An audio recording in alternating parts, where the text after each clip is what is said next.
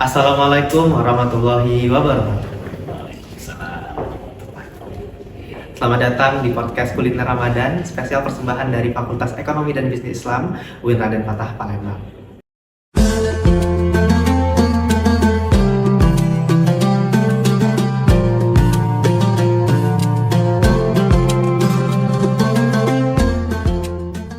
Pernah nggak sih kalian berada di suatu organisasi yang banyak sekali masalah? Ada yang tidak amanah, ada yang kerja asal-asalan, atau bahkan saling menjatuhkan. Padahal hal-hal tersebut sudah diatur dalam agama Islam. Nah, pada kesempatan ini kita akan membahas mengenai etos kerja Muslim dalam berorganisasi bersama saya, Agus Azhar Ma'arif Ukun Alam, dan Bapak Muhammad Junes Radadim, AM Depar SE MSI. Boleh kita sapa terlebih dahulu Bapak. Assalamualaikum Waalaikumsalam warahmatullahi wabarakatuh. Terima kasih atas undangannya. Apa kabarnya nih Pak? Alhamdulillah bikhair. Gimana kabarnya Anda? Alhamdulillah. Long time no see. Iya, long time no see. Baik Bapak, apabila kita berbicara mengenai organisasi pasti sangat relevan dengan keadaan saat ini, terutama mahasiswa. Nah, di dalam organisasi ini tentu harus ada etos kerja nih Pak. Apa sih Pak sebenarnya dari etos kerja itu sendiri? Oke. Baik, terima kasih Azhar. Jadi kalau kita berbicara tentang etos kerja ataupun etos dalam berorganisasi, kita harus paham dulu organisasi itu apa sih gitu kan. Kalau secara teori mungkin semua orang paham lah mengenai organisasi itu, karena setiap orang berorganisasi dan kehidupan kita berorganisasi. Manajemen itu kan organisasi, jadi semua orang pasti tahu dan menjalankan organisasi. Tetapi yang lebih pasnya itu yang seperti apa yang dijalani organisasi oleh kita ini kan, oleh banyak orang ini, organisasi yang seperti apa? Apakah organisasi konvensional? Apakah organisasi yang menganut syariat Islam gitu kan? Ada aspek-aspek yang harus dipelajari. Nah, ini yang harus kita pahami. Nah, terkait dari etos ini, etos itu kan semangat. Etos itu semangat, bukan kinerja. Kalau kinerja itu kan hasil dari berbuat sesuatu, melakukan sesuatu, kemudian ada hasilnya, itu disebut kinerja. Sedangkan kalau etos itu semangat, cara. Satu uangnya Palembang itu kan caro. Nah, ya, caronya cak mano. Bagaimana caranya gitu? Itu etos kerja itu dalam melaksanakan suatu kegiatan organisasi. Nah, semangat dalam etos kerja dalam Muslim ini yang saya ketahui dan saya pelajari itu, kita kerja harus sungguh-sungguh. Ya kan, berorganisasi harus sungguh-sungguh. Untuk siapa? Untuk masyarakat banyak gitu kan, untuk umat dan sebagainya. Nah, etos kerja yang pertama itu dalam Islam itu kita harus niatkan melakukan suatu kegiatan, melakukan suatu organisasi, menjalankan suatu organisasi itu dengan niat pertama. Niatnya apa? Niatnya untuk beribadah. Kita akan melakukan pekerjaan, melakukan apa, diniatkan untuk ibadah, sehingga kita ya nyaman, tentram, rasa bersyukur. Ya, kita harus selalu ada rasa bersyukurnya itu. Niat. Setelah itu kerja tanggung jawab, kerja keras, tanggung jawab. Kemudian selanjutnya ada niat untuk membantu orang, ya. Kemudian juga selalu untuk berpikir bahwasanya kita ini hidup di dunia ini hanya sebentar. Kita harus selalu ingat akhirat.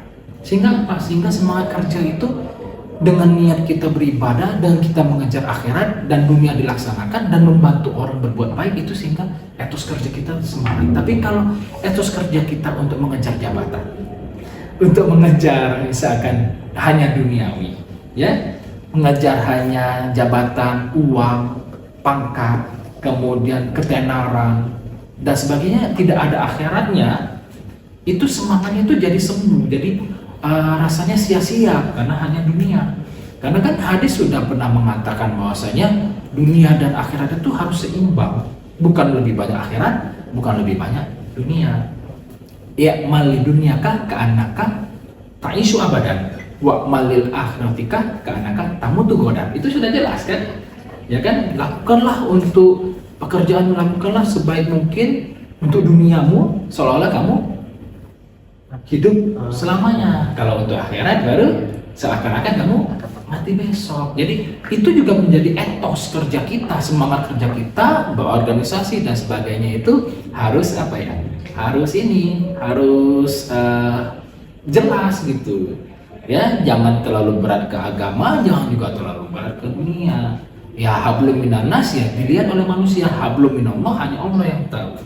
Gitu. Terlihat sepertinya kita tidak paham terhadap etos kerja atau secara muslim, belum tentu, karena hanya Allah yang bisa menilai gitu. Yang jelas kita harus semangat niatkan beribadah, membantu orang, berbuat baik terus, don't give up.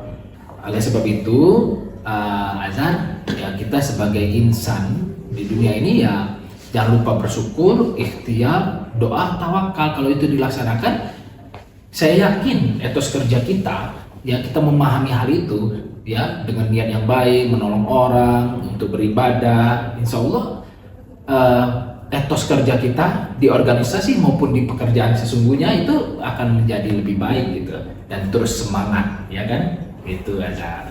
Ya baik Bapak, sangat tertarik sekali gitu mengenai etos kerja dalam organisasi. Kalau dilihat Bapak ini banyak sekali pengalaman organisasinya, menjadi ini, menjadi itu. Alhamdulillah. Nah, bagaimana sih cara Bapak menerapkan nilai-nilai Islam dalam berorganisasi tersebut gitu?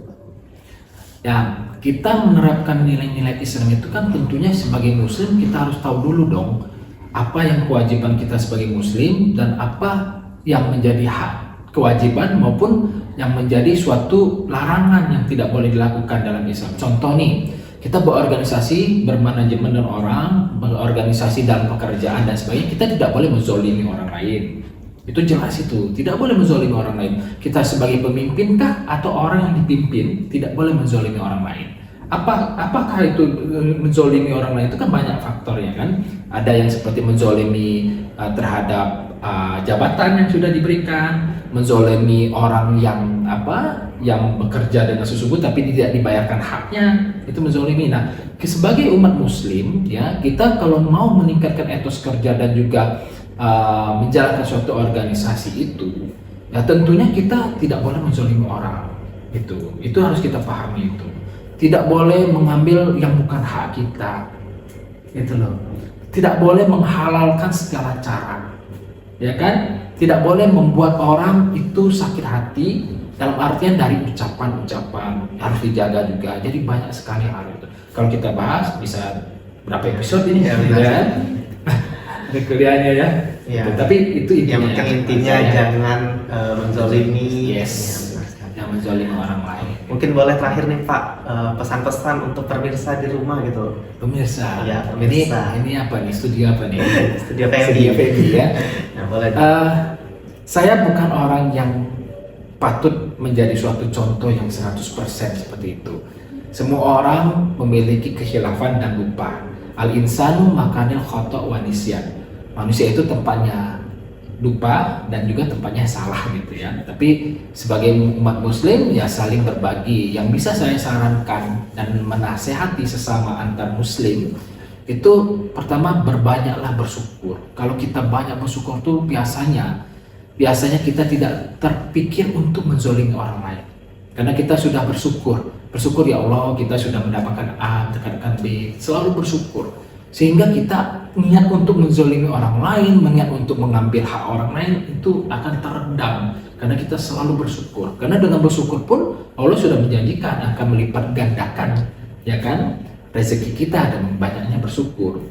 Jadi itulah banyak bersyukur. Setelah bersyukur, ikhtiar terus, berusaha menjadi orang baik, melakukan yang terbaik. Walaupun dianggap orang tidak baik, melakukan orang yang tidak ini argumennya ada yang pro dan kontra, itu biasa dalam hal manusia dan manajemen itu seperti itu biasa. Yang jelas kita berbuatlah baik sesuai koridornya Al-Quran dan hadis. Kalau sudah Al-Quran mengatakan A, hadis juga ada hadis qudsi ataupun hadis yang sahih, itu tentunya yang jalankan gitu loh.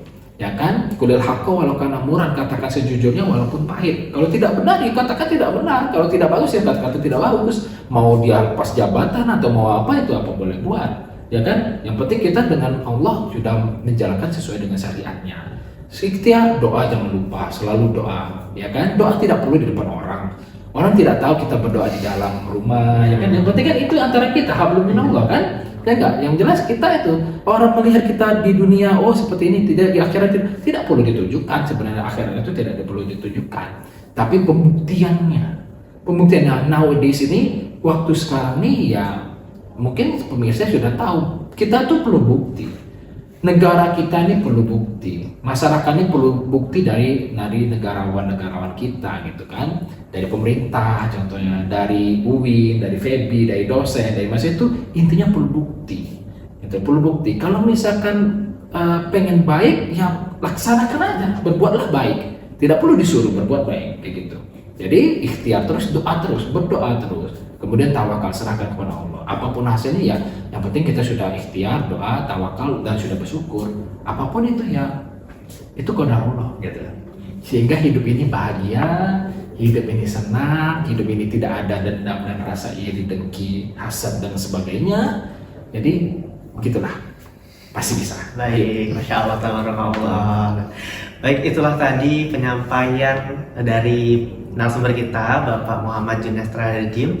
Saya selanjutnya akan membacakan kesimpulan yang mengenai etos kerja. Jadi etos itu adalah semangat atau cara kita dalam berorganisasi yang harus diniatkan secara sungguh-sungguh untuk masyarakat. Selain itu juga dalam berorganisasi kita harus menerapkan nilai-nilai Islam.